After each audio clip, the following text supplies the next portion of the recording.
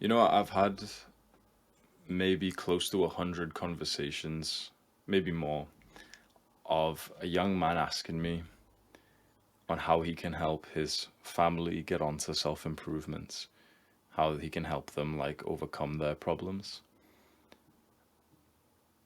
I've failed every single time.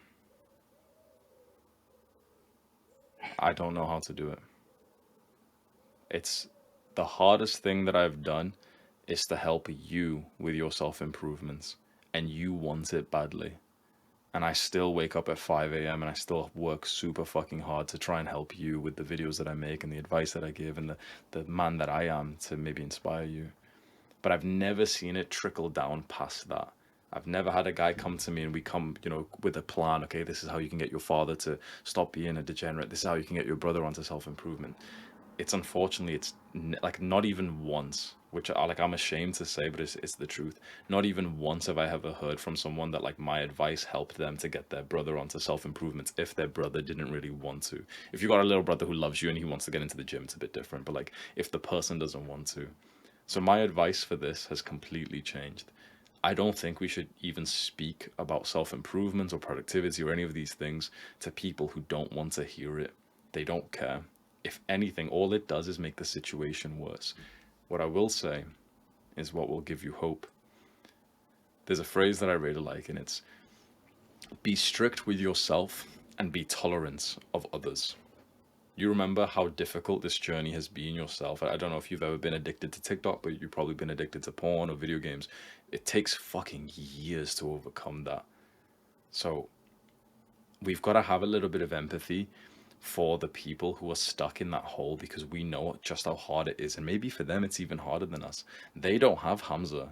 They don't have Alex Hamosi, Andrew Tate. They're like, it's not like your father probably watches me, right? And it's already hard enough when you have this advice, you have this community, and it's still difficult to stay on track all the time. So this is my new advice that I would give. Set the best example that you possibly could. That means not only with the habits you do and the success you build, but also the mindset and the kindness that you have. That when you see your father, like let's say on TikTok, you almost like smile with love and think, he's still my father, I still love him. No matter what, I love him. I love him no matter what, I love him. When you see your mother and father arguing, you think, this is my experience of a family, and I wouldn't change that for anyone else. Because this is what, like, the highest version of you would do. It's the harder thing, it's your right to be able to complain and to hate them and to wish that, things were different. It is your right to wish that. But that's what the lesser version of you would do. My advice to you: set the best example possible in all areas. You start to study Stoicism. You start to study the way of the superior man.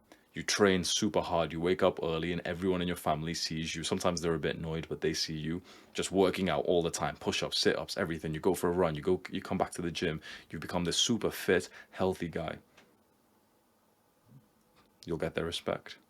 Maybe, just maybe, in some time, they'll be somewhat inspired and start to ask you for advice. We can't guarantee it, but that's as far as we can possibly go.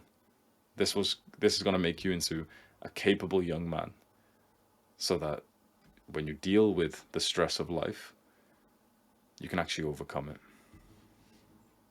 Because usually when I hear of cases like this where, your father is like this, he doesn't really care, he's away, he doesn't talk too much. Often they act exactly like how their fathers acted as well. This is their perception of love.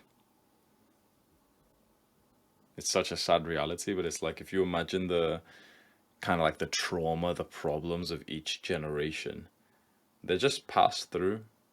Nothing changes. They just keep passing through from your great grandparents to grandparents. Like, why do you think your grandpa was like this? His father would have been a certain kind of way, right? His father walked past and didn't look at him much. Then your grandfather was like that to your father, and then your father's doing it. Because it takes a lot of work and a lot of realizations to realize that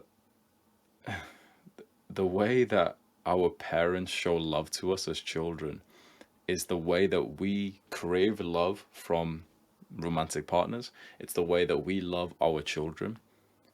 So I know that these seems kind of fucked up, but you know when your father acts like this, that's him showing love to you. That's his like symbol of love. He still loves you. Of course he does. But this is like his expression of love because of generations of like trauma and pain that's passed down.